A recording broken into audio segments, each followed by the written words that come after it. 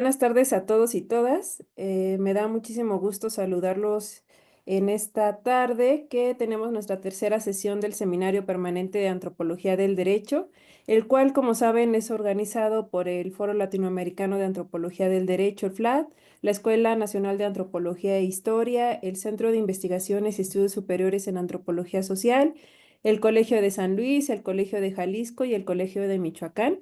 Y bueno, saludo también a mis colegas coordinadoras, que con quien tengo el gusto de organizar este espacio, las doctoras Jacqueline Garza, Mónica Luna y Anaid Sierra, y un especial saludo a Anaid, que justo hoy en estos momentos están en su premiación como mejor tesis de humanidades de la Academia Mexicana de Ciencias. Así que es un gran gusto que compartamos este espacio también. Y bueno, saludo también a las personas que nos siguen por el Facebook del FLAD. Y bueno, especialmente hoy que tenemos este gusto, esta gran alegría de tener como participantes de esta sesión a la doctora Florencia Graciano y la doctora Carla Villalta. Y para la presentación del libro que coordina Florencia Graciano y Marina Medán como coordinadoras, el cual se titula La justicia penal juvenil en Argentina, debates y transformaciones en el inicio del siglo XXI.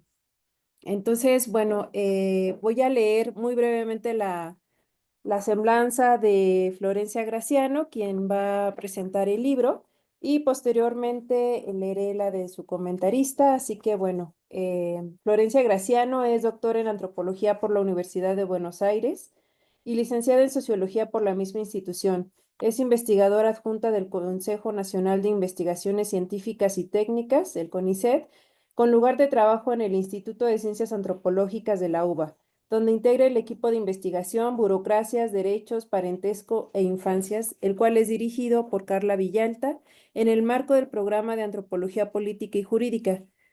Florencia es responsable del área de vinculación social y convenios internacionales del Instituto de Ciencias Antropológicas de la Universidad de Buenos Aires. Es profesora a cargo y forma parte de equipos docentes de seminarios y cursos de grado y posgrado en diferentes universidades. Ha desarrollado trabajos de consultoría en investigación, tanto en dependencias públicas como para organismos internacionales, e integra redes de investigación ligadas a su especialidad. Sus investigaciones se centran en el análisis de las formas de la gestión estatal de sujetos y conflictos y en el funcionamiento de las burocracias judiciales, especialmente en las prácticas concretas y cotidianas de la justicia de menores.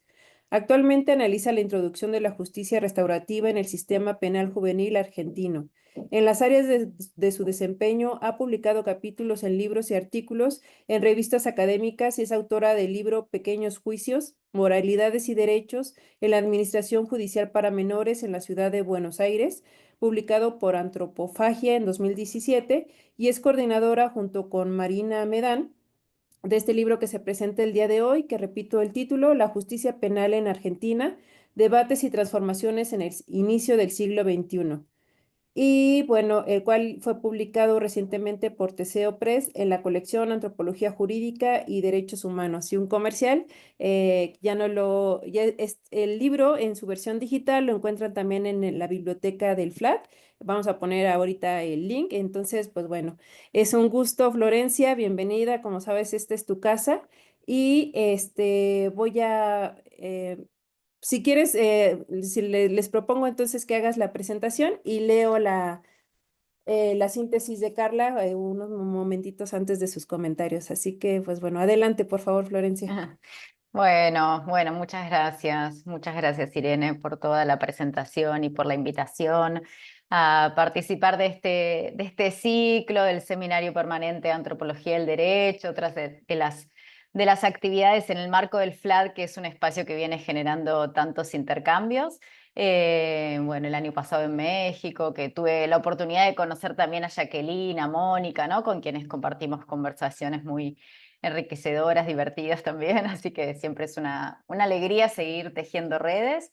Eh, Me emociona, me honra que hoy comente el libro Carla, bueno, con quien vengo compartiendo tantos años de trabajo y de aprendizaje, así que, bueno, todo un gusto estar acá. Voy a presentar este libro. que, como dijo Irene, se llama La justicia penal juvenil en Argentina, debates y transformaciones en el inicio del siglo XXI, que coordinamos con mi compañera Marina Medán, en el marco de un proyecto de investigación que dirigimos, que ya les voy a ir contando.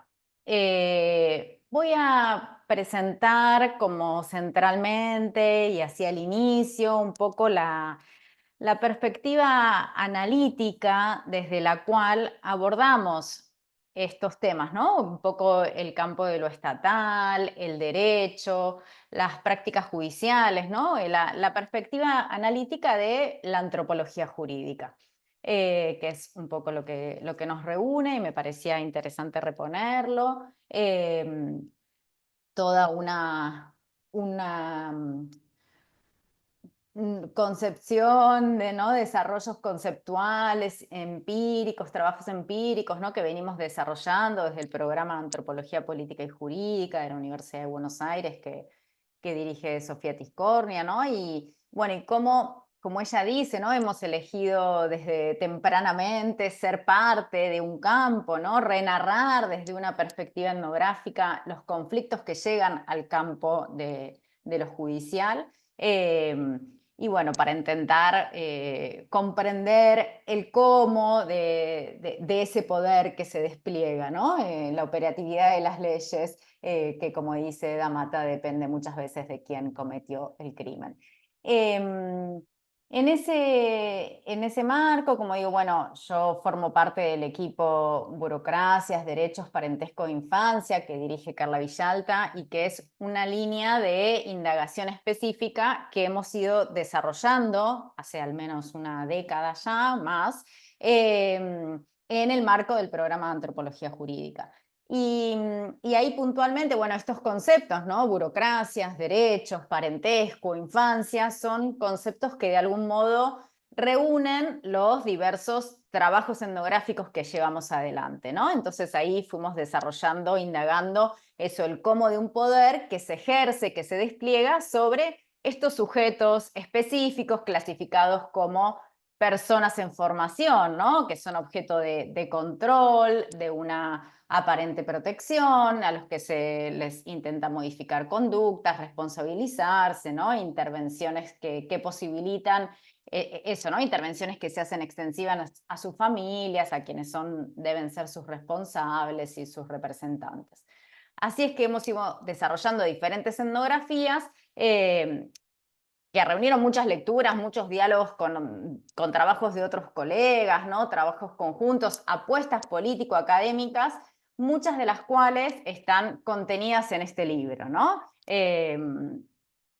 Bien, y que en suma todo eso que estoy contando, un poco de dónde nos insertamos y cómo es que llegamos hasta acá, es lo que nos ha permitido construir esa perspectiva que les decía, socioantropológica, para abordar al Estado, para abordar el derecho, las instituciones judiciales y sus prácticas, la justicia de menores en particular, la justicia penal juvenil y las transformaciones, ¿no?, que en los últimos años ahí se han sucedido, porque un poco, bueno, nos centramos en eso, en analizar esas transformaciones de manera situada y contextualizada. Pero bueno, para llegar hasta ese momento, eh, quería contar un poco estas, estos conceptos, cómo los abordamos, ¿no? Empecemos por la idea del Estado, de cómo llegamos, desde el campo de los estudios de la antropología jurídica, se problematiza la idea de un Estado ahistórico, un Estado abstracto, ¿no?, para en lugar, un Estado coherente, homogéneo, armónico, para en lugar de eso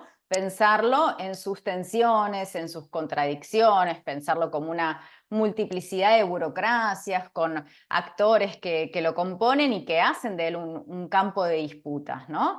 Desarmar entonces esa idea de una acción estatal circunscripta, con una direccionalidad única, con una direccionalidad lineal, para en lugar de eso, bueno, pensar en sus contradicciones, en sus efectos no lineales, en la ambivalencia de sus prácticas, ¿no? Entonces, no concebir al Estado exclusivamente como una instancia de derogación de control, como una instancia de derogación de vigilancia, sino pensar en sus racionalidades heterogéneas, complejas, y esto, como decía, sus burocracias también fragmentarias.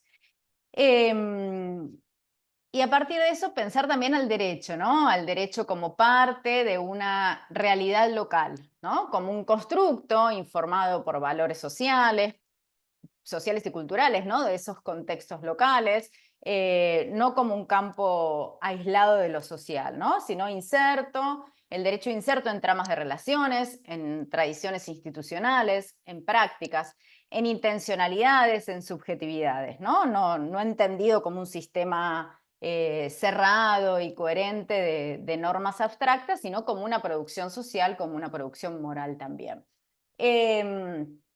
Y esta concepción, bueno, también nos permite entender que las normas entonces no son aplicadas de forma neutra ni según criterios objetivos y formales solamente, sino, bueno, entonces es tomar distancia, ¿no? De esa perspectiva, de ese enfoque legalista, de ese enfoque tecnicista. Em, y pensar entonces también en las prácticas cotidianas del Poder Judicial como prácticas que no se reducen a meros procedimientos formales, meros procedimientos burocráticos, que no hay una única forma de administrar justicia, sino que ésta se construye en las interacciones puntuales, contextuales, que se suceden en un determinado contexto institucional, ¿no? Pensar en prácticas, en interacciones, en sistemas de relaciones sociales y de poder, pensar a las instituciones como compuestas de personas, ¿no? De personas insertas en tramas de relaciones, en tradiciones institucionales también. Y entender las instituciones judiciales también vinculadas a otras instituciones del Estado, ¿no? Esto es que en los procesos decisorios de la justicia, que es lo que nos importa, participan una multiplicidad de agencias, ¿no? Que el campo de la justicia no actúa en solitario, ¿no?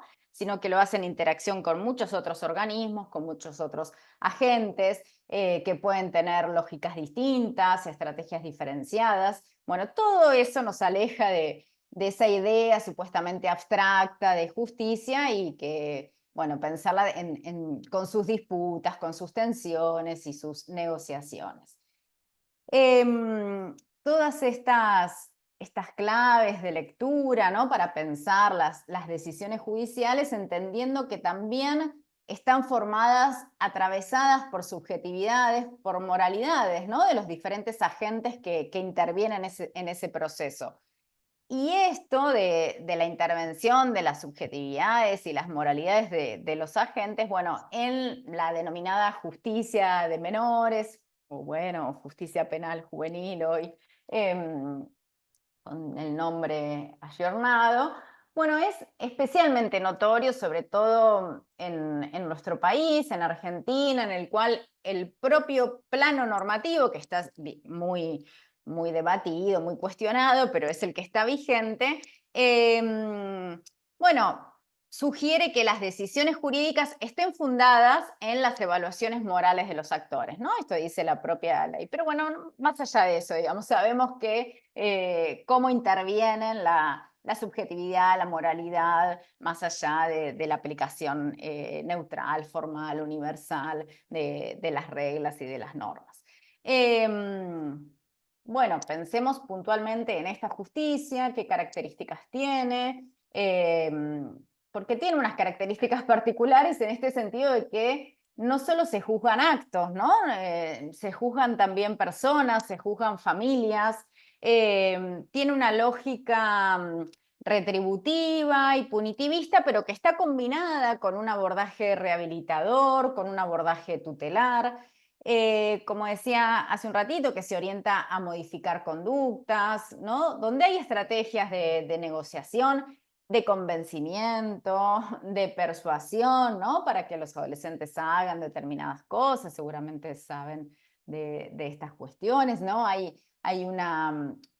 intervenciones orientadas a que los adolescentes aprendan a escenificar, a demostrar un cambio, a realizar estratégicamente lo que es bueno para su causa judicial, ¿no? Todas estas cuestiones. Por eso decimos que se gestionan judicialmente no solo delitos, sino también conductas, también personas, ¿no?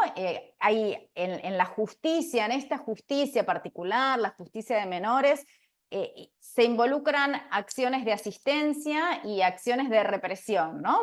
Son burocracias que son punitivas y tutelares a la vez, ¿no? Esto es que persiguen penalmente, pero deben proteger, ¿no? A la vez deben proteger, ¿no? Sus acciones están signadas por todo un repertorio que incluye el amedrentamiento, pero también el consejo, también la persuasión, también la ayuda, ¿no? Bueno, y esto que decimos que también son burocracias estratégicas e intermediarias en esto que decía de que ayudan a los adolescentes en esos intrincados caminos institucionales, judiciales, esto de que hagan lo que es bueno para la causa, bueno, y estas cuestiones.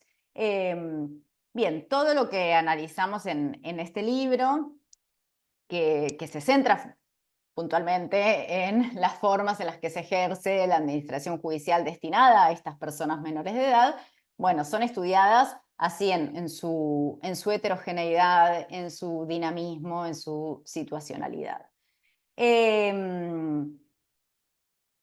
¿No? Y siempre tratando o alejándonos de la visión normativa, de la visión legalista, desplazando la mirada desde las leyes y las reglamentaciones hacia las redes de relaciones sociales, las rutinas institucionales, los valores morales, las matrices interpretativas, ¿no? Las categorías y saberes que se construyen, que se reifican en las dinámicas institucionales.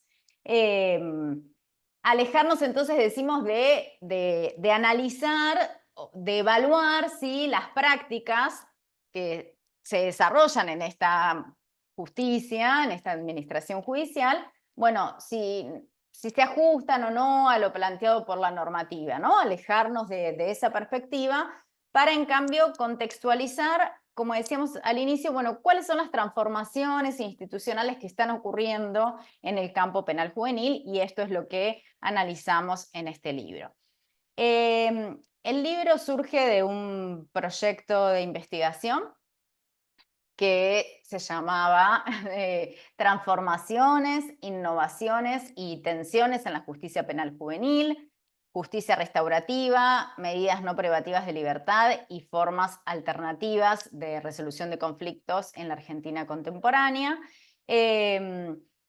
Y nos interrogábamos por las formas concretas, como decía, ¿no? Que asume la instrumentación de dispositivos y prácticas desarrolladas desde los principios, desde los supuestos de la justicia restaurativa.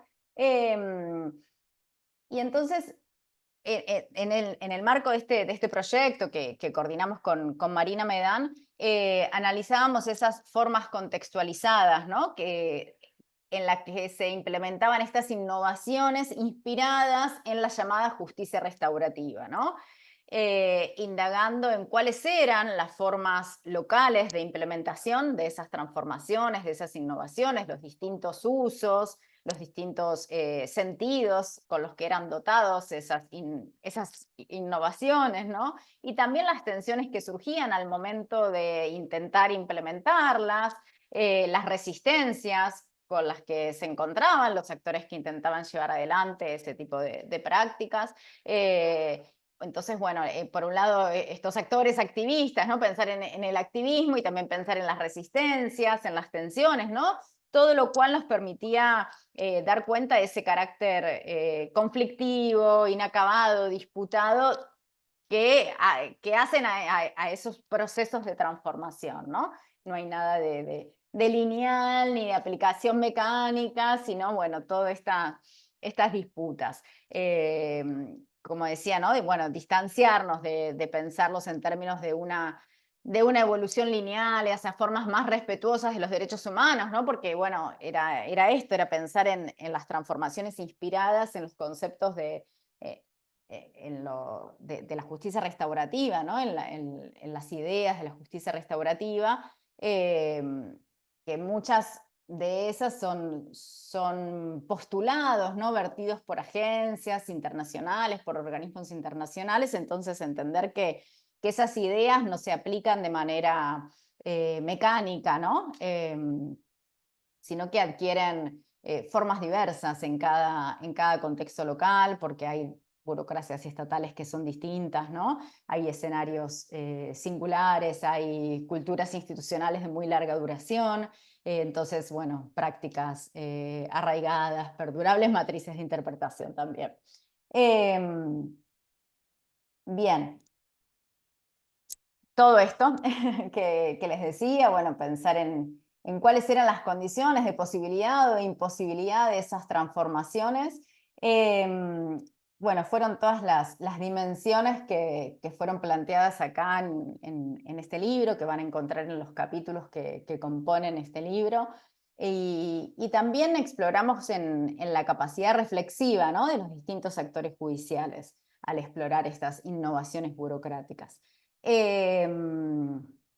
Bien, un poco el recorrido de esto por los capítulos, por el libro en sí, contarles que el libro forma parte, como decía Irene, de la colección de antropología jurídica y derechos humanos, que es una colección creada por el equipo de antropología política y jurídica, que, bueno, que cuenta con los avales institucionales de nuestro Instituto de Ciencias Antropológicas de la Universidad de Buenos Aires, del Instituto de Estudios Legales y Sociales, el CELS, bueno, todo lo que nos enorgullece mucho, que es una colección dirigida por María Victoria Pita. Y bueno, esto, ¿no? Que el libro se nutre de diferentes indagaciones que llevamos adelante en el marco de ese proyecto de investigación que les decía, que coordinamos con Marina Medán. Marina Medán es una colega que forma parte de otro programa de investigación, de otra universidad, ¿no? Ella trabaja en la Universidad de San Martín, junto con Valeria Llobet, ¿no? Y fue un proyecto que estuvo financiado por la Agencia Nacional de Investigaciones Científicas y Técnicas, que es una entidad que hoy no existe en nuestro país en este contexto. Bueno, lo que les quiero contar es eso, ¿no? Que llevamos adelante una línea de investigación que hemos ido consolidando, que es esta, la relativa a la justicia penal juvenil. Y esto, ¿no?, de subrayar la marca colectiva que gestó el proyecto, la articulación de estos dos equipos, de Marina y el mío, el de Valeria Llobet, Carla Villalta, ¿no? Como que fuimos continuando con la tradición iniciada por nuestras directoras en esto de hacer este proyecto desde dos universidades diferentes, de dos equipos diferentes. Y también ampliamos las fronteras institucionales y geográficas porque del libro participan investigadores de distintas regiones de nuestro país, de Santiago del Estero, de Salta, de la Patagonia, ¿no? Bueno, cada miembro del equipo iba aportando una mirada compleja, situada, de la regulación del delito juvenil, que es diferente en cada lugar de nuestro país en un punto, ¿no? Que es un país bien federal. Algunos de los trabajos que están reunidos en el libro ya habían sido publicados previamente en revistas científicas. No obstante, pensamos que como compilación, revisados para esta obra, rodeados de trabajos inéditos, bueno, renuevan, ¿no?, su aporte, su diálogo con el campo de estudios y con el problema de indagación. Son investigaciones empíricas en el campo de la justicia penal juvenil, que desde una perspectiva etnográfica, bueno, abordan el ejercicio de la administración judicial destinada a personas menores de edad, que se proponen discutir las formas de pensar el campo de lo estatal, de pensar la justicia, en algunos casos mediante el uso del método comparativo, ahí les voy a contar en cuál puntualmente, pero bueno, siempre problematizando, como les decía al principio, la dimensión formal, la dimensión institucional del derecho y en cambio indagando en los mecanismos informales, en las tramas de relaciones sociales en las que se inscribe la práctica del derecho. Bueno, les cuento este es el libro, que como dijo Irene, se puede descargar de manera gratuita en la web de TCO Press. La primera parte consta de una introducción que está dividida en dos secciones. Una está a cargo de Marina Medán, en la que ella presenta el problema de la conflictividad penal juvenil en la Argentina, ¿no? Realiza una contextualización espacio-temporal y ofrece ciertas coordenadas teóricas para leer. Y en la otra sección de esa introducción es en la que yo repongo la perspectiva de la antropología jurídica como abordaje teórico-metodológico desde el cual problematizar las transformaciones institucionales ocurridas en el campo penal juvenil, que es un poco lo que les estuve contando al principio, ¿no?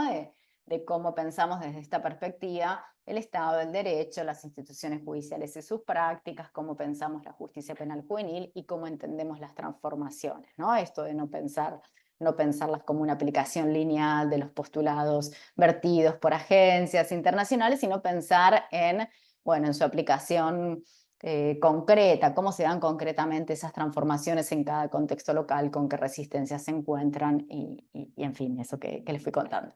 Bueno, hay una sección más como teórico-metodológica en esa introducción.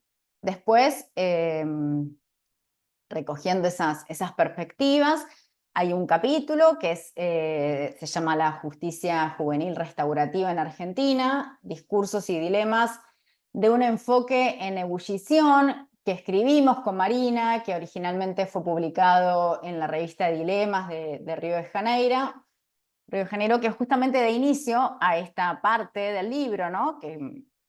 Y que en la que lo que hacemos es reconstruir las razones que se movilizan en torno a la justicia restaurativa. ¿Cuáles son las tramas de sentido que atraviesan los discursos de los diferentes actores de la justicia juvenil que promueven el uso de este enfoque, ¿no? Analizamos esos argumentos de quienes promueven el enfoque de la justicia restaurativa en el ámbito penal juvenil en nuestro país. Bueno, ¿qué argumentan, ¿no? Eso es lo que nosotros analizamos, nosotras analizamos en ese capítulo. Y esos argumentos que vamos identificando los discutimos, bueno, a la luz de este contexto de nuestro país en el que se traman avances de derechos humanos, pero con demandas punitivas, ¿no? En un contexto particular. Después, el segundo capítulo de esta segunda parte está escrito por Marina Medán, por Carla Villalta y por Valeria Llobet, que es un trabajo que se llama Prácticas de Justicia Juvenil Restaurativa en Argentina. Y ahí ellas describen y analizan cómo los principios del enfoque restaurativo se ponen en práctica en contextos específicos, todo esto que les venía diciendo, ¿no? Y lo hacen a través de la presentación de casos concretos, centrando su atención en tres cuestiones clave del enfoque de la justicia restaurativa, que son, ellas se centran para analizar estos casos en el encuentro, el trabajo con la víctima y el rol de la comunidad, ¿no? A partir de esas tres cuestiones clave, bueno, van avanzando en la discusión sobre los efectos de las prácticas restaurativas. Seguimos en el artículo Prácticas judiciales y saberes, etnografiando la justicia penal juvenil en la Argentina. También con Carla y yo repasamos las principales coordenadas teórico-conceptuales que han conformado una perspectiva analítica para etnografiar las intervenciones estatales sobre la niñez, sobre la adolescencia, ¿no? ¿Cuáles son esas principales coordenadas teórico-conceptuales? Eso por un lado, y a la vez problematizar cuáles son los rasgos más prominentes de las intervenciones que son desplegadas en la Argentina, ¿no? Y vamos a decir que esos rasgos más prominentes que atraviesan las intervenciones en el ámbito penal juvenil que se despliegan en Argentina, las caracterizamos como familiarización, psicologización e individualización, ¿no? Esos son los rasgos que podemos observar, que son los que están presentes en las matrices de interpretación para intervenir en estos dispositivos jurídico-burocráticos, ¿no? Están presentes en los distintos agentes que integran estos dispositivos, ¿no? Esto que caracterizamos como estas ideas de familiarización, de psicologización, de individualización. Todo después podemos ir profundizando en la medida que les interese. La idea era presentarles, hacerles un recorrido por el libro. Luego, en el trabajo de Federico Medina, que se llama Una mirada etnográfica sobre prácticas judiciales en audiencias de conversión, ¿no? En procesos penales juveniles en Santiago del Estero. Estudia las intervenciones judiciales en procesos penales juveniles acontecidos justamente en Santiago del Estero, indaga en los sentidos, en las prácticas que se ponen en juego en esas audiencias, ¿no? Tanto desde la perspectiva de los agentes judiciales como desde la perspectiva de los propios adolescentes.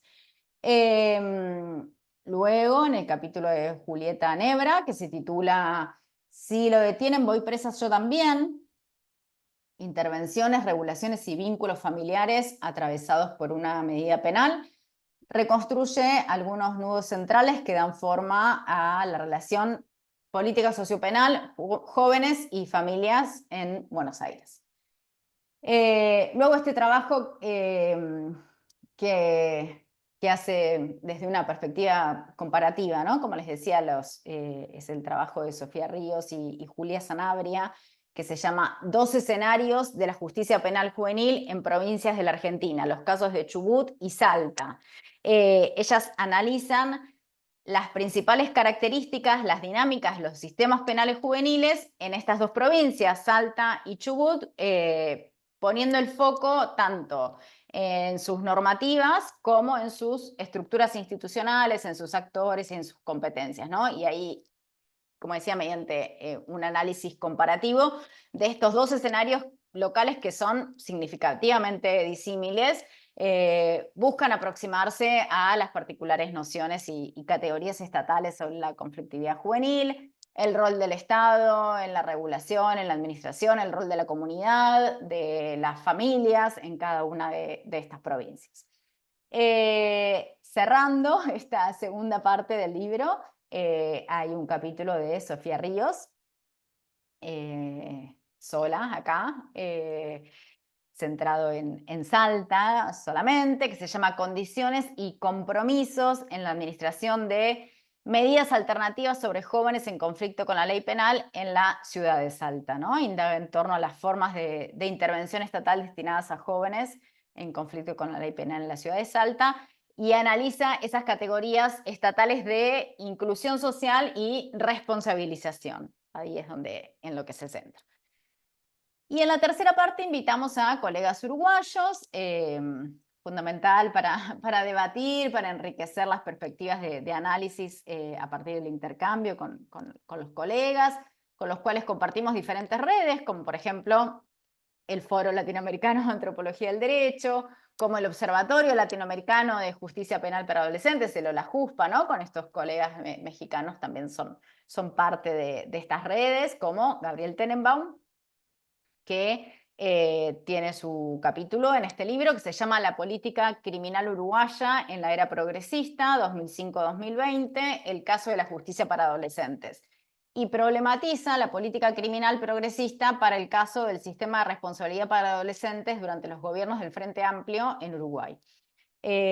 Su trabajo procura evidenciar las sensibilidades que guiaron las políticas públicas criminales del partido de gobierno y plantear una discusión acerca de los dilemas de las izquierdas con respecto a la seguridad pública.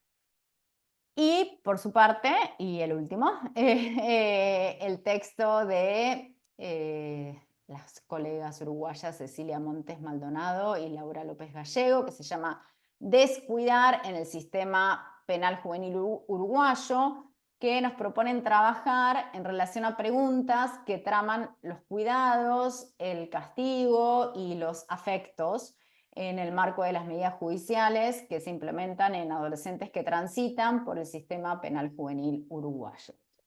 Bien, todo esto es lo que compone este libro y estas son las los temas que tanto nos preocupan y a lo que nos dedicamos.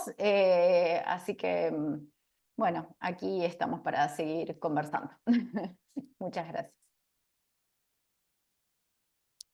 Muchas gracias, Florencia, por esta presentación y este recorrido por el libro, muy, muy puntual y muy que nos invita justamente pues, a apreciar toda la riqueza etnográfica y reflexiva que lo contiene. Y bueno, ahora para recibir los comentarios de la doctora Carla Villalta, voy a leer su breve semblanza de su currículum. Y bueno, ella es doctora en Antropología Social por la Facultad de Filosofía y Letras de la Universidad de Buenos Aires. Es investigadora principal del CONICET. Es co-coordinadora del programa de Antropología Política y Jurídica del Instituto de Ciencias Antropológicas de la Universidad de Buenos Aires y es directora del equipo de investigación Burocracias, Derechos, Parentesco e Infancias. Además, es profesora adjunta regular de la Facultad de Filosofía y Letras de la UBA y es profesora del doctorado en Derechos Humanos de la Universidad Nacional de Lanús e integrante de su comisión académica, miembro del Comité Asesor del Programa Nacional de Ciencia y Justicia del CONICET. Así que, pues, nos alegra mucho contar con tu presencia, Carla. Adelante, por favor. Bien, ¿qué tal? Bueno, muchas gracias, Irene, por la presentación. Gracias también por la invitación para presentar este libro eh, que conozco, bueno, desde mucho tiempo antes de su publicación, de su puesta en circulación y que siempre, claro, cuando hay un libro así y de la envergadura de esta obra colectiva, entiendo, creo, estoy absolutamente convencida que es un motivo de celebración, ¿sí? De celebración porque a pesar de contextos bastante adversos, que siempre hemos tenido las ciencias sociales y humanas y en nuestro país de hace un tiempo a esta parte se ha profundizado eso y hay un hostigamiento y una hostilización muy marcada, ¿no? Una intencionalidad de hacernos tributarios de aquello que paradójicamente eh, hemos estudiado largamente, ¿no? Como cientistas sociales, y es algo que, bueno, que no es original ni privativo de nuestro país, lamentablemente, es compartido por muchos de los movimientos reaccionarios, neoconservadores, que están avanzando también en otras partes del mundo, ¿no? Entonces, esto, poder reunirnos aquí hoy para presentar un libro, tener un libro para presentar, poder seguir apostando a encontrarnos, a tejer redes internacionales, regionales, latinoamericanas, como lo hace el FLAD maravillosamente desde hace ya 10 años. Bueno, es claro un motivo de alegría, de celebración, de renovación, creo yo, bueno, de algunos compromisos que claro que con la voluntad no alcanza todo eso, pero sin ella no serían posibles, ¿no? No podríamos materializar este tipo de productos, de resultados, de invitaciones a que nos lean, ¿sí? Y poder difundir y poder también rendir cuentas, ¿por qué no? ¿No? Cuando está tan en boga un discurso, ¿no es cierto?, de la transparencia o del gerencialismo y de cómo, ¿no?, se debería rendir cuentas en un régimen de accountability. Bueno, estas son nuestras formas de rendir cuentas, ¿no? Que eh, podemos y hemos durante todo este tiempo, bueno, nos hemos dedicado rigurosamente, con compromiso, con mucho compromiso. Algunas veces nos sale mejor, otras peor, claro, ¿no? Con errores, pero con una férrea, ¿sí? Voluntad y compromiso con los hechos, ¿no? Con esos hechos que no se nos presentan o no los abordamos, y esto es algo que Florencia ponía de manifiesto, resaltaba recién en su presentación, y creo que en todos los trabajos que componen este libro queda claro. No nos contentamos con, con una primera aproximación o una aproximación superficial a ello. ¿Sí? No los consideramos como un dato dado, un dato más, algo, ¿no? Que forma parte del paisaje, o que, digamos, se trata solo de datos transparentes por sí mismos, ¿no? Bueno, hay adolescentes infractores, hay una justicia juvenil. Bueno, no, poder plantarnos y generar una actitud que permita interrogarlas, permita desnaturalizarlas, y así nos permita ejercitar nuevamente, una vez más, esa vocación, ese ejercicio tan propiamente antropológico, de no contentarnos con lo dado, sino poder examinarlo, poder interrogarlo, poder someterlo a crítica, ¿no? Y no crítica solo entendida como, bueno, una impugnación, una denuncia, ¿no? Un cuestionamiento más, como el que podrían hacer otros actores sociales, sino una crítica que apunta sobre todo a la complejización, ¿sí? Y a la problematización.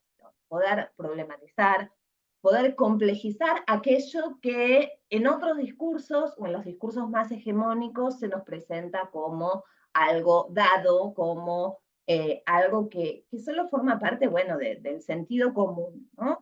Eh, desde nuestra perspectiva antropológica, esta perspectiva socioantropológica que Florencia decía hemos construido a través de los años. La idea no es partir desde ese punto de partida, ¿sí?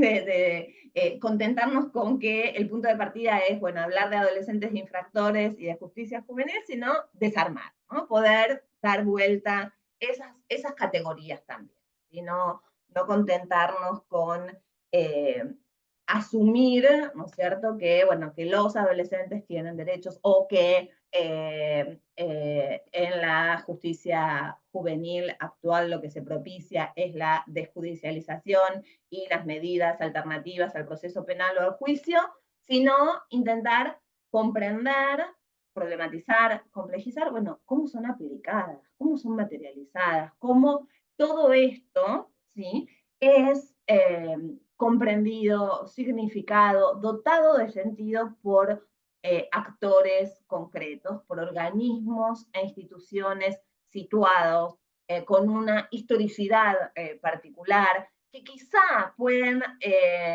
entonces construir, ¿sí?, formas muy diferentes de materializar esos preceptos que se nos presentan, ¿no?, que así, ¿no?, aparecen como universales, válidos, ¿no?, para todo tiempo y sistema judicial. Entonces, es lo mismo México que Argentina, Santiago del Estero que Oaxaca, ¿no? Digo, bueno, poder desarrollar etnografías que suponen, sí, mucho tiempo, que suponen una construcción de relaciones de confianza, que suponen también acercar el foco, ¿no?, en estos temas, en temas relativos a la violencia juvenil, a bueno, la conflictividad sociopenal, las formas de administración de justicia. Muchas veces estamos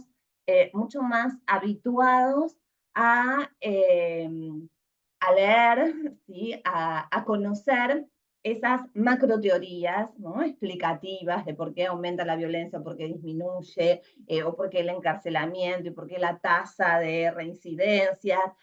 Y aquí nosotros nosotros como equipo, nosotros como parte de este espacio que fue generando los trabajos que dieron origen a este libro, intentamos acercar el foco, como nuestra formación antropológica y como nuestra maestra Sofía Tiscornia nos enseñó, ¿no? Poder acercar ese foco y poder generar una mirada cualitativa para comprender la microfísica de esos mecanismos de poder, ¿sí? De esos procedimientos que hacen que determinados adolescentes, no todos los adolescentes, ¿no? Sean convertidos en los adolescentes infractores o presuntos infractores o en contacto con el sistema penal según, ¿no? las diversas categorías que recurrentemente, ¿no? y de manera alternada se van poniendo, ¿no? en boga en este campo institucional para nombrar, para nominar, para ordenar y clasificar, ¿no? Para establecer diferencias, para administrar a esa población y a los delitos, ¿no? Las conductas de estos adolescentes. Adolescentes que sabemos, claro está, también son adolescentes que han pasado, que han sido seleccionados, claro, ¿no? En función de esta selectividad tan propia de los sistemas penales, de nuestros sistemas penales, y que tampoco, ¿no? son representativos de la población adolescente en general, sino que son esos adolescentes que han sido atravesados por claros procesos de diferenciación social, ¿no? Diferenciación social que tiene marcadores muy concretos en la clase social, el género también, la dimensión étnico-racial, y así, y también una cuestión que últimamente ha ido emergiendo, determinados problemas habitacionales y también vulneraciones de derechos ambientales que tienen esos chicos, por lo menos eh, en Ciudad de Buenos Aires y alrededores, ¿no? Donde están residiendo en lugares muy insalubres también, ¿no? Y son todas cuestiones que no son tenidas en cuenta, ¿no? Cuando hablamos de los adolescentes infractores. Entonces, decía, poder acercar el foco, poder generar conocimiento etnográfico de las trayectorias de esos chicos, de esos jóvenes, de esos adolescentes, y también poder generar conocimiento etnográfico respecto de cómo diferentes tipos de agentes institucionales, algunos más, otros menos comprometidos con su labor, realizan, ¿sí? en el día a día de la atención y el tratamiento de estos adolescentes, es lo que está en la base de este libro, ¿sí? Una compilación que, como bien plantean sus coordinadoras, Marina Medán, Florencia Graciano, tiene la pretensión de contribuir, y yo creo que así lo hace, a debates teóricos, pero también tiene la pretensión de contribuir a la intervención profesional en el ámbito de la política pública en el campo penal juvenil. ¿Sí? Esto también es una característica que ha marcado, asignado la tarea de nuestro equipo, bueno, del programa de antropología política y jurídica, claro está, el equipo de investigación particular de esta línea que venimos desarrollando hace tiempo en relación a las infancias, las adolescencias y las familias, y cómo esos conflictos son tramitados, ¿sí?, por un específico campo institucional, que es el del diálogo casi constante. De hecho, Florencia recién planteaba que bueno, y también está así presentado en el libro, que esta experiencia de conformación de un equipo interinstitucional, ¿sí? La Universidad Nacional de San Martín y la Universidad de Buenos Aires, que es nuestro lugar de trabajo, donde nos hemos formado, está antecedida, claro, de trabajos previos que hemos compartido. Y estos trabajos que hemos compartido, en muchos casos, fueron también investigaciones a demanda, ¿no? Investigaciones a demanda de esas mismas burocracias, organismos, programas, algunos de ellos sí con UNICEF, claro, ¿no? Este organismo, este actor político en el campo que tanto, ¿no?, marca también la difusión y la reproducción de determinadas categorías, coordenadas conceptuales, formas de pensar la administración judicial del conflicto sociopenal adolescente, pero también otros organismos, Secretaría Nacional de Niñez, Adolescencia y Familia, cuando en nuestro país existía, porque así como cerraron la Agencia Nacional de Investigaciones Científicas y Técnicas, también han desmantelado prácticamente al organismo rector de políticas de infancia, adolescencia y familia. Digo, y también, ¿no?, estas otras investigaciones que hemos podido realizar tuvieron siempre esta pretensión de no encerrarnos, ¿no?, en nuestra torre de marfil, en nuestro castillo de cristal y solamente publicar papers en revistas, sino justamente generar estas iniciativas, ¿sí?, estas iniciativas de conformar libros que puedan ser accesibles, que tengan acceso gratuito. De hecho, ¿no?, el libro digital, que nos cuesta un poco, porque claro, nos gusta también tener, ¿sí?, la materialidad del objeto y todas estas cosas, esta relación, ¿no?, que sostenemos, que cultivamos con el libro en formato papel, que también existe, por suerte, ¿no? Las colegas, pudieron hacer una muy linda tirada de libros impresos, pero decía, esta apuesta también por generar toda una colección que es digital y de acceso abierto, nos acerca a todos ustedes, por ejemplo, a todas, a todos, a todes ustedes, ¿no? Poder realmente hacer esta política que en algún momento se denominó de libros libres, ¿no? De realmente abrir los cercos, generar esta circulación de las producciones que hacemos. Y sí, claro, también como plantean ellas en la presentación de esta obra, es producto entonces este libro, claro, del sostenido trabajo de campo que los diferentes autoras, son en su mayoría mujeres, han desplegado en este tiempo como parte de un proyecto colectivo, pero también como parte, ¿no?, de sus investigaciones que hacen a su formación, ¿sí?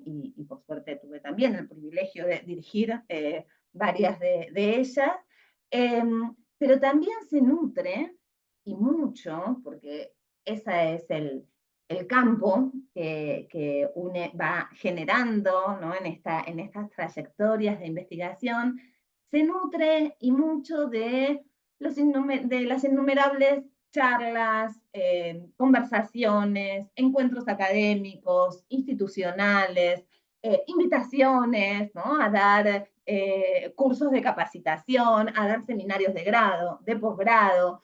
Esto es, se nutre de todo eso que se puede ir construyendo cuando una no solo es, como diría Sofía Tiscornia, una visitante ocasional, sino que ha decidido plantar su carpa en estas aldeas, ¿no? En aldeas en las que, bueno, participamos, en las que estamos pendientes ahora de los debates legislativos que están a punto de bajar la edad de punibilidad en nuestro país, ¿no? Y es un avance muy regresivo en materia de derechos de los niños, niñas y adolescentes, y entonces también estamos muy expectantes, participando, ¿no?, como académicos, como investigadores, como trabajadores, trabajadoras de la ciencia en esos debates, en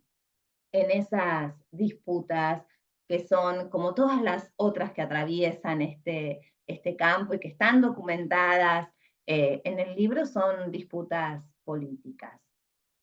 Bien, tendría muchas más cosas para decir, creo que estamos en horario. Sí, como última cuestión, me interesa reparar en una elección, ¿sí?, que hace el libro, que es, entiendo yo, teórico-metodológica, y que permite realizar, bueno, un gran trabajo también, ¿no?, un gran trabajo etnográfico, antropológico, y es tomar esas transformaciones, ¿sí?, esas transformaciones que han ocurrido en el último tiempo en este campo institucional, transformaciones que, claro está, no es que, ¿no?, surgen por generación espontánea, lo sabemos, son productos, son resultantes de movilizaciones sociolegales diversas, activismo, militancia, de agentes muy comprometidos con los derechos de los niños, niñas y adolescentes, también muy constreñidos, ¿sí?, por discursos que muchas veces son los más usuales o los más audibles, lamentablemente, que son aquellos que están constantemente pensando que el sistema penal debe endurecerse, agrandarse, expandirse, como si eso significara una solución, y que solamente lo que promueven es unas mayores dosis de administración de dolor, ¿no? Podríamos pensar, parafraseando a aquel criminólogo noruego Nils Christie, ¿no?, digamos, esta idea de cuanto más dolor, más paz, más orden, ¿no?, va a haber.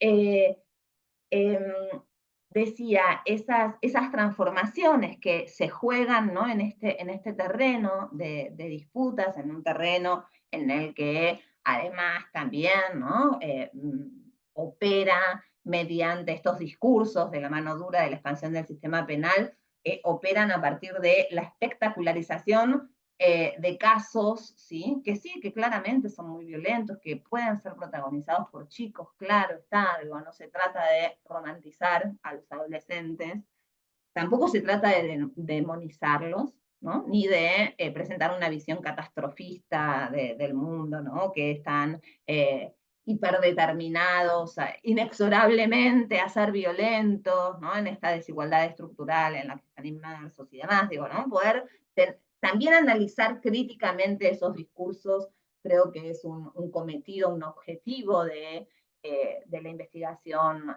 social. Decía entonces, haber hecho foco, que este libro haga foco en las transformaciones, es realmente, creo yo, toda una vía de indagación muy fructífera, muy provechosa. no para generar una visión celebratoria, no decir, ay, cuántas transformaciones, qué bien, ¿no? Cómo se ha transformado este campo, qué tanto más cerca se está de cumplir estándares internacionales de derechos humanos, sino, antes bien, poder tomar esas transformaciones como miradores privilegiados en la medida en que nos han permitido, les han permitido a los autores de este libro, bueno, me cuento, claro, visualizar, ¿sí? Tanto los debates y disputas previos a creaciones legislativas, a sanción, ¿sí? de nuevas leyes o de remozamiento de códigos procesales, ¿sí? O creación también de nuevas instituciones, nuevos programas, nuevas formas de tratar el delito adolescente. Decía, permiten entonces visualizar aquello previo, como también los debates, las disputas que se originan a posteriori de la implementación de eso que aparece, ¿no? En el campo, que se auto representa como algo innovador, transformador, etc.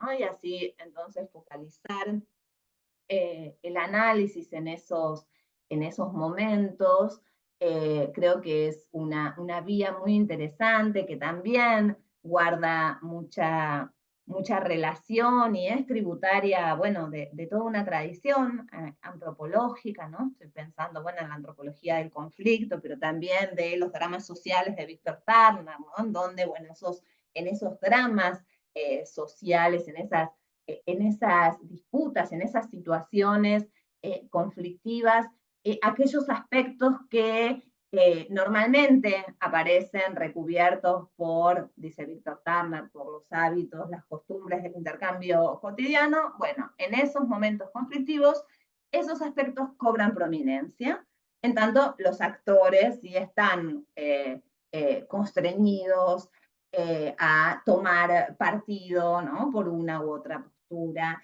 y así expresan más claramente sus opiniones e intereses. Bueno, y esto, ese filón de datos, ¿no? Esa vía de indagación ha sido explorada brillantemente por el equipo que condujo este libro, por Marina Medán y por Florencia Graciano, a quienes una vez más felicito y celebro. Y también, bueno, agradezco una vez más a este espacio, esta invitación, a vos, Irene, por propiciar este tipo de encuentros. Bien, muchas gracias. Muchas gracias, querida Carla. Siempre es un gusto escuchar tus compartimientos, tus reflexiones y justo como pues el valor que tiene este tipo de esfuerzos colectivos y que dan cuenta justamente de pues toda una tradición de lucha, ¿no? Que se tiene también desde la academia para contribuir, ¿no? Y sobre todo en estos momentos tan complejos que ustedes particularmente como país están enfrentando, pues sin duda es un gran lujo, es una gran alegría poderlas tener aquí para que nos hagan esta invitación a leer este libro. Y bueno, yo dejaría la oportunidad de si las personas que nos acompañan aquí en la sala de Zoom o en el Facebook, si quisieran hacer alguna pregunta, algún comentario, pues y hacerles la invitación. No sé ahí si me apoyan, por favor, si hay algún comentario con el equipo. Hola Irene, Adelante, quiero adelante, Jackie. la palabra. Hola, muchas gracias. Pues en realidad quiero tomar la palabra para pues felicitar a Florencia por el libro, al igual que también a su colega y por supuesto un gusto escuchar a la doctora Carla Villalta. Me han dejado muchas reflexiones al respecto sobre esta dificultad, ¿no? De abordar un tema que por lo menos lo que hemos visto en México es que se ha vuelto cada vez más complejo tratar de entender esta idea de la justicia penal para adolescentes o los adolescentes en conflicto con la ley o más bien la ley en conflicto con los adolescentes, como lo decimos, ¿no? Es decir, es tan complicado.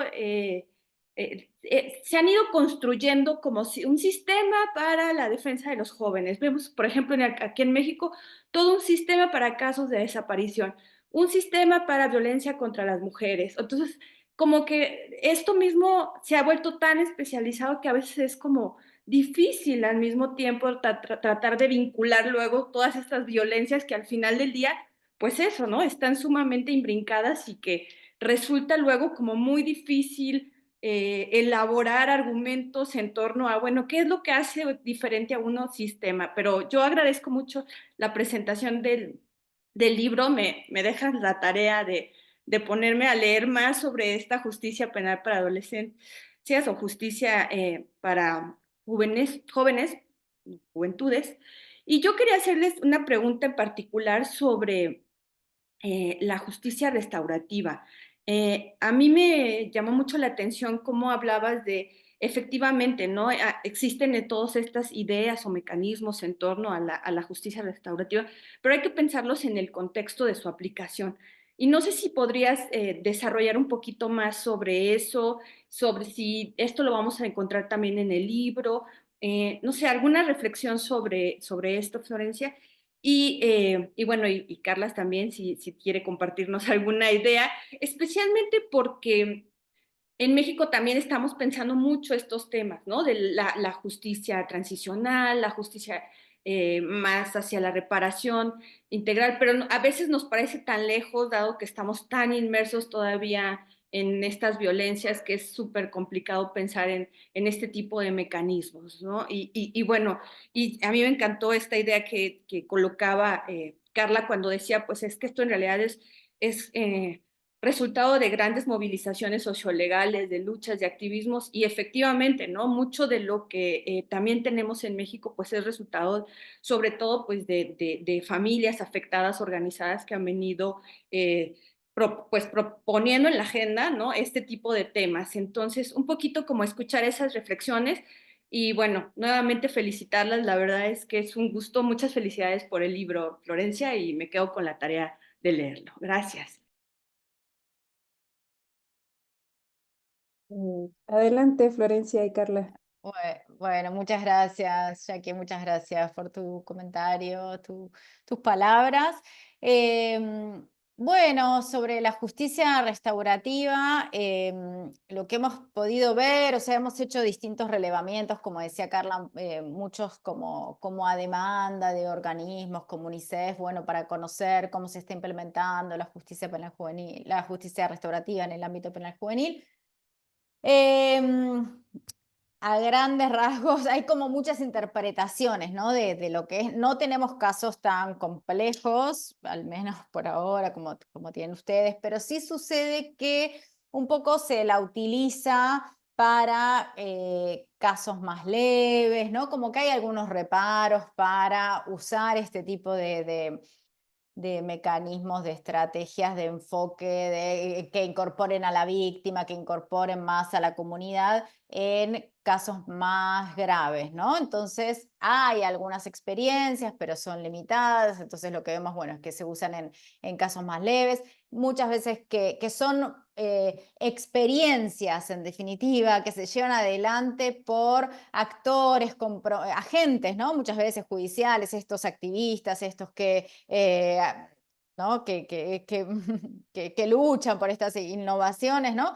Pero que son mucho producto de la voluntad, ¿no? De estos actores. No hay algo muy institucionalizado, o si lo hay, es fragmentado, es discontinuado, ¿no? Esto también. Y entonces, bueno, todo eso se acompaña de pocos recursos económicos, humanos, ¿no? También. Pero bueno, sí, a pesar de todo eso, sí hay algunas experiencias y algunos, o sea, quienes llevan adelante este tipo de estrategias son personas muy comprometidas, muy como militantes, ¿no? Creyentes de este enfoque, ¿no? Como, y lo hacen de una manera muy comprometida a pesar de todas estas dificultades que también muchas veces nos encontramos con cuestiones como, no sé, jueces que tienen reparos de llevar adelante este tipo de estrategias porque, bueno, porque hay una sociedad que reclama otra cosa, que pide otra cosa, porque tienen miedo de que ese adolescente vuelva a delinquir o cometa un delito más grave y entonces se vea como cuestionado su labor, ¿no? Eso también aparece. Bueno, no sé si, Carla, si alguna otra cosa que surja, pero un poco eso es lo que me viene así rápidamente, de qué es lo que encontramos, de cómo se implementa, qué tensiones surgen. Muchos dicen, bueno, esto en el ámbito de la justicia de menores, no, también, bueno, pero esto es lo que ya venimos haciendo, ¿no? Es lo mismo con otro nombre, eso también. Eh, por eso decimos, bueno, que hay como muchas interpretaciones, muchos sentidos asociados a lo que es la justicia restaurativa, ¿no? Eh, entonces, bueno, distintas formas de implementarla. No quiere decir que no exista nada, sí existe, pero de esta manera, un poco voluntariosa, un poco fragmentada, un poco eso, con escasos recursos y así. Sí, sí, dependiendo también de, digamos, la política de las procuraciones, ¿no? De las fiscalías, si, digamos, pueden hacerse saber, ¿no? La acción penal como eh, eh, aplican el principio de oportunidad procesal y, ¿no? Y van por otros, utilizan otro tipo de institutos para que, digamos, opciones como la mediación o incluso la suspensión del juicio a prueba, o, ¿no? Digamos, se habiliten otros actores a participar de ese proceso que si no es claramente como el proceso acostumbrado, lógica inquisitorial, expropiación del conflicto, por parte de actores profesionalizados, nada de actores legos y demás. Me quedaba pensando, que es algo que Florencia trabajó y vos recién lo señalabas, Jack, que en muchos casos, los casos más exitosos, si podemos poner ese calificativo, son aquellos en los que la comunidad y las víctimas están involucradas, ¿no? Cuando incluso las familias de las víctimas se avienen a transitar ese tipo de caminos, ¿no? Alternativos. Con la clara convicción también de que la justicia penal a ellos no les resuelve nada ni les repara nada, ¿sí? Ni es entrar en un laberinto burocrático, críptico, que justamente lo único que genera es distancia, es lejanía, es expropiación de un conflicto, ¿no? Y los casos que hemos relevado, incluso casos muy, muy cruentos que en algunas localidades del país han podido ser mediados, o sea, ¿no? Aplicado prácticas con enfoque restaurativo, y estoy hablando de homicidios incluso, ¿no? Bueno, de homicidios dolosos, donde, por ejemplo, estoy recordando un caso en la provincia de Mendoza, que la reparación, ¿no? El mecanismo que se encontró, ¿no? Para que este adolescente que estaba acusado de este homicidio, porque salió con una moto a alta velocidad, atropelló a una niña, fue que la familia del chico pudiera poner un campanario en una iglesia que tiene el nombre de esta niña. Digo, ¿no? Estos rituales que como antropólogas también sabemos son quizá los que llevan un poco de alivio ante situaciones que, claro, son de mucho dolor, de mucho daño, ¿no? Y que el sistema penal solamente incrementa, ¿no? Incrementa ese dolor, incrementa ese daño, incrementa esa angustia, no ha sido capaz de reparar, porque tiene, bueno, claro, una política sumamente retributiva, ¿no? Expiatoria. Y bueno, poder transitar otros senderos como dice Florencia, claro, son en contados casos, de manera fragmentaria, muy artesanal, pero bueno, allí también así se logran las transformaciones, ¿no? Muchas gracias. Bueno, no sé si haya más comentarios o preguntas aquí y el pendiente si hay en el Facebook. Y bueno, yo quisiera destacar justamente la importancia de toda esta línea de trabajo que ustedes han desarrollado en el análisis de este tipo particular de burocracia, que es la justicia penal juvenil, porque más allá digamos, las especificidades de cada país, ¿no? Y de incluso momentos históricos y de reformas judiciales que cada país va desarrollando al respecto y los debates, lo que tener este tipo de materiales, ¿no? Y todos los que ustedes han publicado de manera individual y como de equipo, permite dar cuenta justamente cómo a pesar de ello, de las particularidades, hay pues una visión muy, digamos, una larga trayectoria de cómo se entiende justamente la conflictividad juvenil desde la lógica de los estados, ¿no?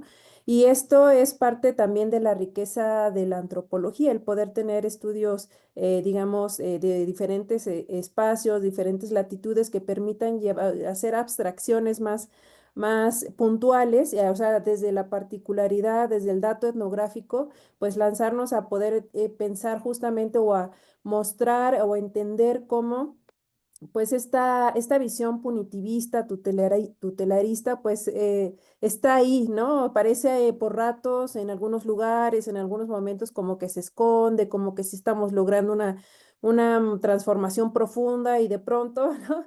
Este tipo de investigaciones nos dan cuenta justamente de que, bueno, hay que tener cautela por lo menos al momento de establecer estas consideraciones, justamente porque más allá de lo que diga la ley, más allá de lo que nos digan nuestros interlocutores, es decir, los operadores del sistema, las prácticas, ¿no? Nosotros nos centramos en las prácticas, en las interacciones, digamos, en ese trabajo cotidiano donde que sí consagra, que consuma, que, bueno, que condensa pues justamente pues como lo que decías tú, Carla, ¿no? Cómo se materializa y se dota de sentido pues todos estos trayectorias o formas de entender quién es este sujeto, ¿no? Y cómo hay que tratarlo y cómo hay que, digamos, gestionar sus faltas, ¿no? Sus transgresiones a la ley. Y lo menciono porque justo pareciera ser que pues hablar de menores infractores acá en México es como a veces muy marcado el hecho de que no, ya no podemos hablar de menores infractores, eso se acabó, ¿no? La reforma del 2005 y las subsecuentes ya no, ahora son adolescentes en conflicto con la ley y ya estamos en otro modelo y en otra etapa y eso se acabó y ahora sí ya somos garantistas todos y entonces todo risa y felicidad. Y no, ¿no? Entonces, justamente los trabajos que ustedes nos presentan, pues dan cuenta de, pues hay que tener cautela. Y también, justamente, y pues retomando uno de los planteamientos que ustedes tienen, en particular ustedes dos, justamente pues de estas coordenadas que señalan, ¿no? Las coordenadas para poder pensar de manera más profunda de qué estamos hablando o cuáles son esas prácticas que son recurrentes en la justicia penal juvenil, como bien mencionaban la familiarización, la psicologización y la individuación, que a veces es muy difícil, digamos, porque uno puede apreciarlo en las prácticas acá en México, pero al momento de intentar como dialogar con los operadores del sistema, a veces es como, no, eso no es, nosotros ya estamos haciendo otra cosa, cuando, pues, digamos, en el análisis comparativo es no, o sea, se podrá llamar de otra manera, pero seguimos haciendo, encontrando este tipo de prácticas, ¿no?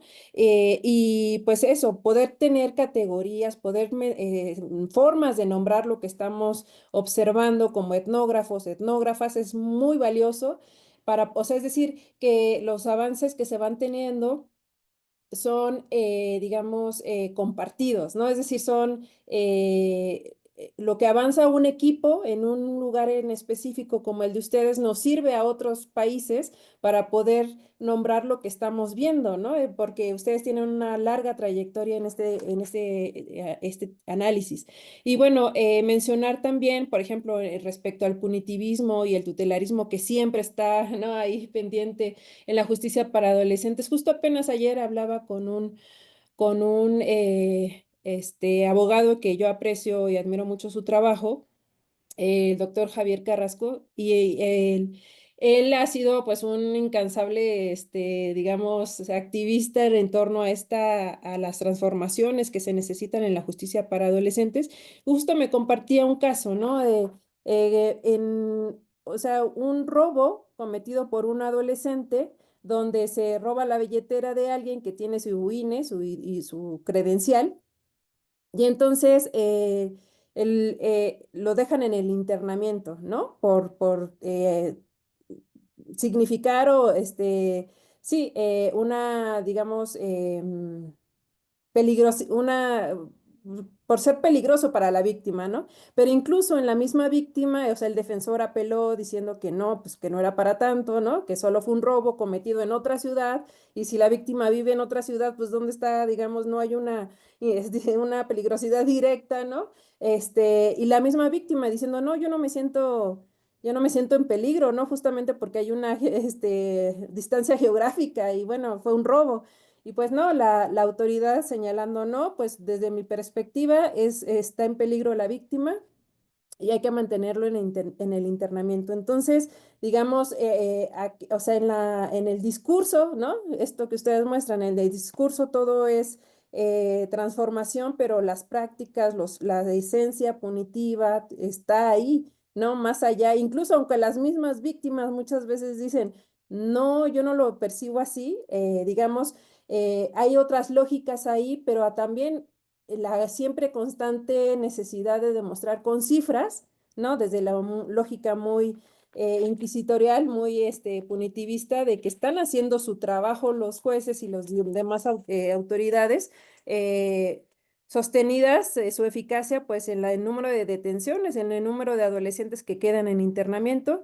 Y bueno, en ese sentido, yo considero además con estas últimas investigaciones que ustedes están realizando también, digamos, para reflexionar en la justicia restaurativa, pues es muy importante esta labor, ¿no? Y sumar esfuerzos con otros tipos de organismos, como los internacionales, también los locales, obviamente, y bueno, que nos compartan, que además que sea de acceso gratuito, porque para poder tener digamos que los tirajes siempre son muy pequeños, pero que son muy necesarios que lleguen a otras latitudes. Y bueno, por eso es que nos da tanto gusto que coincidir con ustedes y que nos regalen esta presentación del libro y el acceso gratuito. Así que bueno, ese sería solo una reflexión. Y bueno, ya estamos en la hora, siempre es el tema. Yo les dejaría la voz para que ustedes quisieran hacer algún otro comentario de cierre y pues bueno, adelante por favor, si les parece iniciamos con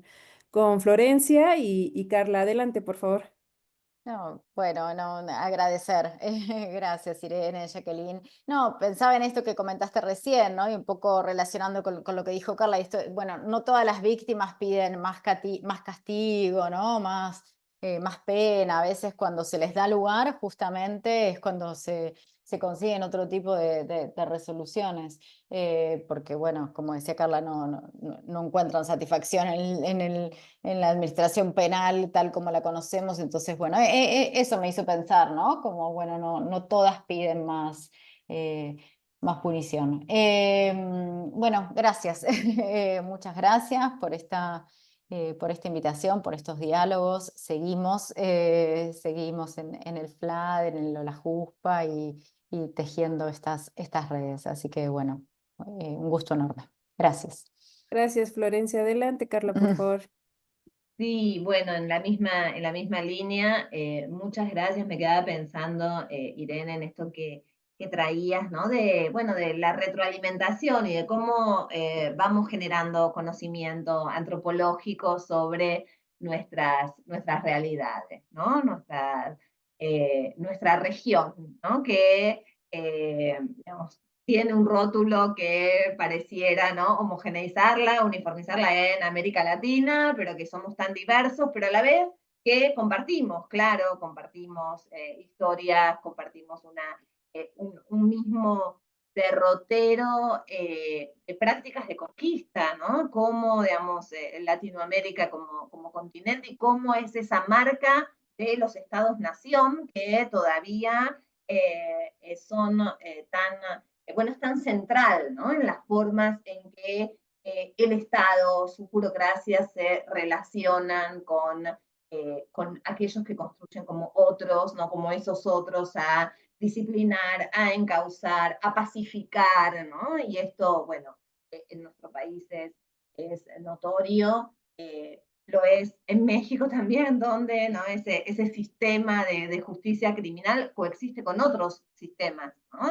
jurídicos, y además esos chicos que, digamos, el sistema oficial de justicia capta muchas veces, ¿no?, provienen, ¿no?, de regiones, de barrios, de lugares que han tenido las marcas, ¿no?, de esos procesos de vulnerabilización que no solamente están atados a, bueno, a inequidades estructurales, fruto del avance del capitalismo, podríamos decir, ¿no?, para sintetizar, sino que también están permeados, están signados por esos derroteros que ha tenido, ¿no?, la construcción de los estados-nación en nuestras sociedades, ¿no?, donde se asientan e intentan imponerse, uniformizar, homogeneizar a una población per se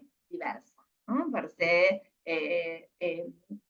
heterogénea, ¿no? Y se intenta, bueno, uniformizar, aplacar, esquematizar también, ¿no? Y esto me parece que es el gran aporte que desde una mirada antropológica podemos realizar, ¿no? En lugar de seguir, ¿no?, insistiendo en la esquematización, en la compartimentación, eso que traías vos, Jacqueline, bueno, si es adolescente infractor, va por acá, si es víctima de abuso, va por allá, ¿no? Y lo estamos despedazando al sujeto y estamos, ¿no?, construyendo un Estado que es muy sordo y ciego entre sí, ¿no?, que no tiene vasos comunicantes, bueno, todas estas cuestiones que hacen también a este gobierno poblacional, ¿no? Cómo se ejerce ese gobierno sobre las poblaciones, que yo creo tiene una marca que más allá de las peculiaridades, de las singularidades locales, que claro es nuestro métier, digamos, describirlas etnográficamente y describirlas densamente, hay rasgos, comparto contigo, Irene, lo que trajiste, lo que planteás,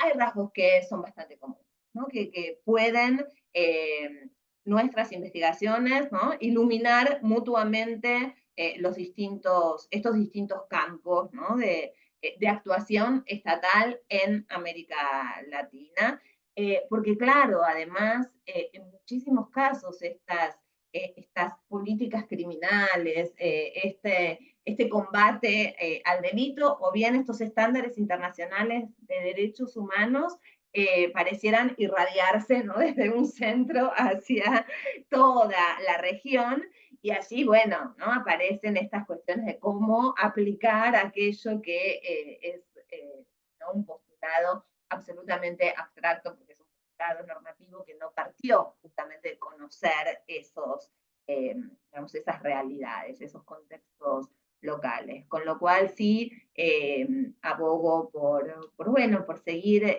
juntándonos, intercambiando, leyéndonos, claro, y así seguir produciendo conocimiento crítico sobre este área de problemas que tanto nos ocupa, nos preocupa, pero como decía Florencia al comienzo, bueno, también tanto nos apasiona porque nos compromete. Muchas gracias. Gracias, Carla, por los comentarios al libro, que sigo tomando nota. Muchísimas gracias a ambas. Ha sido de verdad un lujo porque además yo las he leído desde mi tesis de doctorado y entonces es como, wow, mis profesoras. Bueno, voy a solo hacer el anuncio parroquial de que nuestra próxima sesión del SPAD es el miércoles 28 de mayo con la presentación de 2 libros.